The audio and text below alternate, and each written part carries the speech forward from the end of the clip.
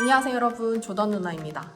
제 채널이 아직 작은데도 가끔 이렇게 따뜻한 댓글 남겨주셔가지고 또 열심히 하고 있고, 가끔은 이제 악플들 달아주셔가지고 이렇게 작은 채널에 그런 말씀들을 하시는구나 하면서 신기하게 하나씩 꼼꼼하게 보고 있는데, 최근에 제 영상에 그런 댓글을 남겨주신 분이 계셨었어요.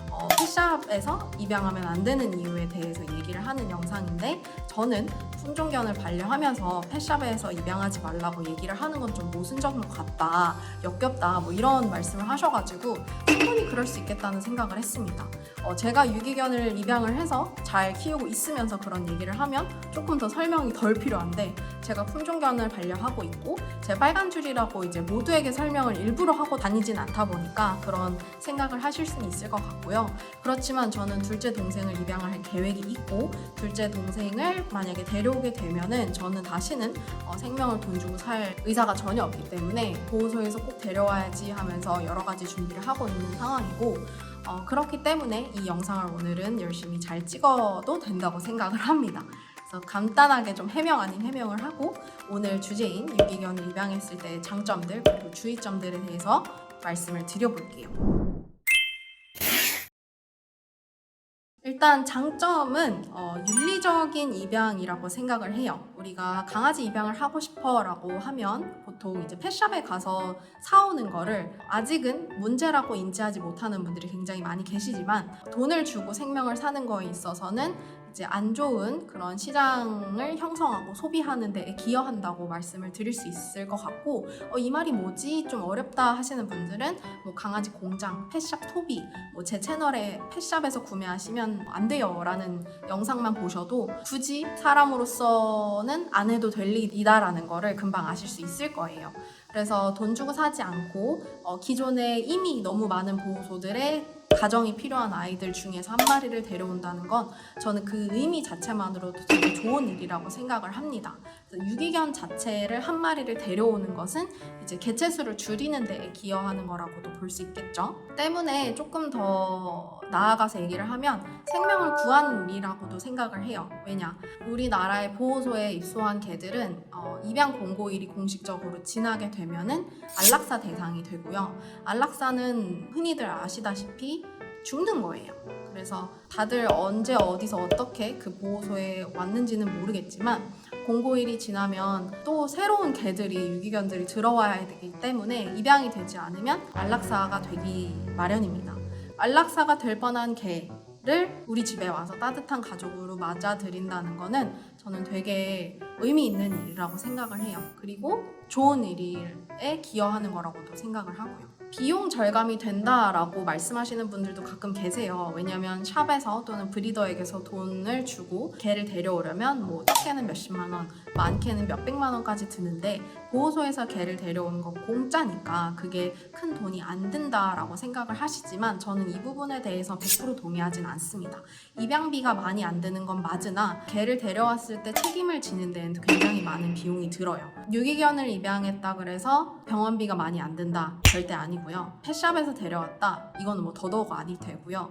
그냥 어쨌든 어떤 방식으로든 내가 개를 집에 데려왔으면 이 생명이 아플 때 몇백 몇천이 들 거는 본인이 감수를 해야 되고 책임을 지는 거기 때문에 비용 절감에 대해서는 저는 사실 그냥 개를 입양하는 순간 정말 몇백 몇천이 들 수도 있다, 요거는 그냥 다 감안을 해야 되는 부분이라고 생각을 해요. 주의점에 대해서 또 말씀을 드릴 수 있을 텐데, 가장 미리 마음의 준비가 필요한 거는 퍼피이건 성견이건 히스토리를 알 수 없다는 점이에요. 히스토리라 함은 어떤 유전적 배경이 있는지, 어떤 부모 사이에서 태어났는지, 그래서 어떤 정신적, 육체적 건강에 이슈가 발생할지에 대한 예측이 전혀 안 된다입니다. 퍼피인 경우에는 뭐 얼마나 클지 모를 수도 있고요. 얼마 안 큰다고 하셨는데 뭐 20kg, 30kg가 될 수도 있고요. 더 클 수도 있고요. 난 중형견이 될 줄 알았는데 생각보다 소형견이 될 수도 있고요. 예민한 엄마와 화가 많은 아빠 개 사이에서 태어나서 성격이 생각보다 어려운 퍼피 개일 수도 있고요. 변수가 워낙 많아요. 물론 방문을 해서 직접 만나보고 데려오면 가장 좋겠지만, 포인핸드 같은 어플이나 뭐 이런 경우에는 그냥 사실 내가 입양하고 싶은 개를 찾다 보면 성격까지 알기는 어려울 수는 있거든요. 그래서 이렇게 데려왔을 때 이 아이가 어떤 건강 문제, 어떤 성격 문제가 있을지는 알 수가 없다. 그렇지만 데려오는 순간 그것 또한 나의 팔자이겠거니 하고 어떻게든 관리와 개선은 가능하다로 마음의 준비를 하셔야 될 것 같고, 성견의 경우에는 히스토리가 좀 더 길고 추적이 더 어렵겠죠. 만약에 7살에 성견을 데리고 오면은 뭐 언제 어디서 어떻게 누구랑 살았는지, 언제 어떤 트라우마가 발현이 되는지, 어떤 걸 좋아하는지, 그런 것들이 되게 여러 가지 변수가 섞이게 되는 것 같아요. 단 성견을 입양하면 안 된다라는 말은 절대 아니고, 행동진료 전문 수의사분들도 있고 행동수정 트레이너분들도 계시니까 성견을 입양을 했을 때에는 파악도 빨리 가능하니까 어떻게 나아가야 될지에 대한 방향은 항상 찾을 수 있다. 그래서 퍼피든 성견이든 여러 변수가 유기견 보호소에서 데려왔다는 이유로 꽤나 많기 때문에 이런 것들을 미리 대비를 하셔야 된다라고 말씀드릴 수 있을 것 같아요. 한 가지 더는 유전병도 있지만 뭐 후천적으로 어떤 질병들에 노출이 되어 있었는지, 뭐 보통 보호소에서 다양한 단체 생활을 하다 보니까 당연히 바로 입양하자마자 건강검진 풀 코스로 해야 하는 거는 뭐 당연히 해야 되는 거니까 감당을 해주셔야 되고, 뭐 잠복이 있는 병들도 있다고 해요. 그래서 이미 집안에 개가 있거나 뭐 어린 아이가 있다면 잠복 기간이 다 마무리될 때까지 분리 생활을 꼭 하는 거, 이런 것들도 준비해 주시면 좋을 것 같고, 다음에 유의할 점에 대해서도 좀 얘기하고 마무리하려고 해요. 이거는 이제 제가 관찰해왔던 현상들이기도 하고, 제가 1, 2년 안에 보호소에서 아이를 데려온다면 꼭 스스로에게도 해주고 싶은 말이기는 한데요. 일단 유기견을 데려왔다 해서 유기견 라벨링을 안 하려고 하는 게 되게 중요한 것 같아요. 불쌍했죠.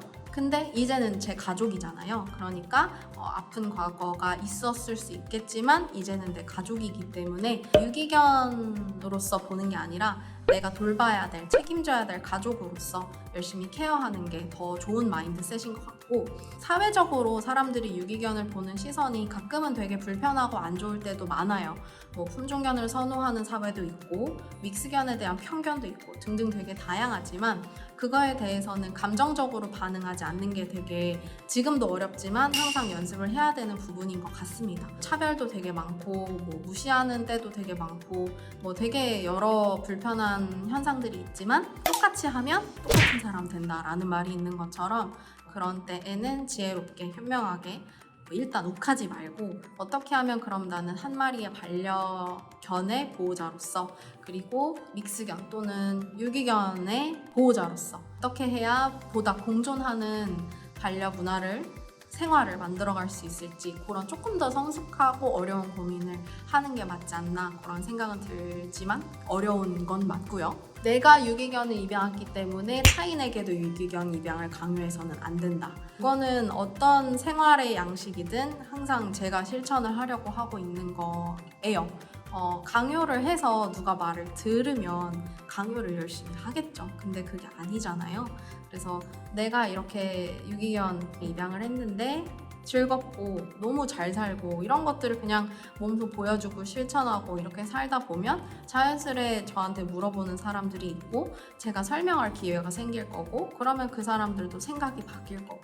근데 반대로 누가 입양을 고려하는데 아니야 너 펫샵에서 입양하면 큰일 나, 너 진짜 나쁜 사람이야, 유기견 보호소에 불쌍한 애들이 얼마나 많은데 유기견에서 입양 안 하면 너 진짜 나쁜 사람이야, 이렇게 얘기를 하면 오히려 반감이 생겨서 제가 원하는 방향으로 행동하지 않을 가능성이 더 높다고 생각을 하고, 요거는 뭐 어느 쪽이든 다 그렇게 되는 것 같아요, 사람이라는 게. 그래서 강요를 절대 하지 말자. 그리고 내가 데려온 아이는 행복하게 잘 사는 모습을 그리고 왜 좋은지를 그냥 몸소 실천하는 삶을 사는 게 낫지 않나, 이런 것들을 같이 이제 마인드셋으로 갖고 살면 좋지 않을까 싶습니다. 계속 이제 유기견을 데려오고 싶고 보호소에도 계속 다니는 한 명의 반려인으로서 기대도 되고 더 많은 보호자님들과 이런 얘기를 하고 싶기도 해요.